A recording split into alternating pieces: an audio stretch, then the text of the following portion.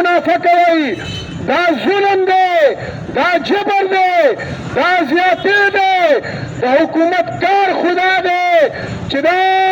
یو شیز دا دې قوم ته دې عوامو ته دا پر یو حد باندې دا پټه نه وایي په دې کې دا عیاشیان کوي په دې کې دا حکمرانان دا د خپل ځان دپاره د خپل دغه لپاره حکومت چلولو دپاره نه ورکوي بلکې دا په کار دا ده چې دا دې قوم ته په رعایت باندې ورکړي یو طرف ته د کور چې کوم بل راځي دا په 57 روپۍ یونټ غورځېږي انډسټریل ته او صنعتکارو ته په 72 روپۍ باندې یو یونټ ورکوي او زمونږ د عام دکاندارانو ته دې وړو کیبلو ته چې هغه ته کمرشل یونټ وایي هغه له 100 روپۍ نه زیات دی په دې وجه باندې مونږ د دې ظالمانو او د دې جابرانو نه دا مطالبه کوو چې ظالمانو تاسو خو په دې قوم حکمراني وکئ ظالمانو تاسو په دې قوم مشري وکئ ظالمانو او جابرانو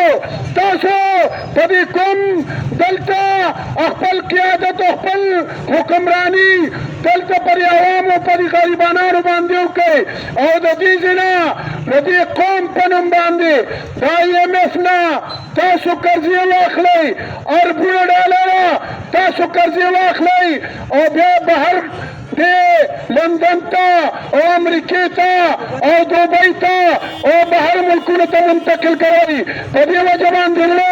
قوم به انشاءالله برابېداره قوم به راویښو وروڼه راویښېږئ به که نه د خپل حق تپوس به کوئ که نه په دې ظالمانو ګریوانونو کې به لاس اچوئ که نه دا نګران حکومت به انشاءالله من په دې باندې مجبورو چې دا به د خپله اضافه واپس اخلي او وروڼو که رابېدار نه شوئ راویښ نه شوئ او تاسو مزاحمت ونه کړو او تاسو مظاهره او احتجاج ونه کړو نو ډېر زر ته چې د هفتو په حساب باندې د ورځو په حساب باندې لګیا دی هغې نور ټیکسونه زیاتوي په دې وجه باندې وروڼو موږ نن دا ټوکن مظاهره دا احتجاجي مظاهره د دې سر سید سکول چوک نه وکړه ډېر وروڼو ته تکلیف دی تر رشوت سلیما پورې روډ بند دی دېخوا زمونږ د نظر بستان بابا روډ بند دی دا توحید کولو روډ بند دی خو وروڼو دا زمونږ مجبوري ده چې مونږ دې ظالمانو او دې جابرانو ته دا کار ورکړو دې ظالمانو او دې جابرانو ته دا احتجاج ریکارډ کړو هله به زمونږ دا ټیکسونه دا چې د بجلۍ په بل کې 14 قسم مونږ نه ټیکس اخلي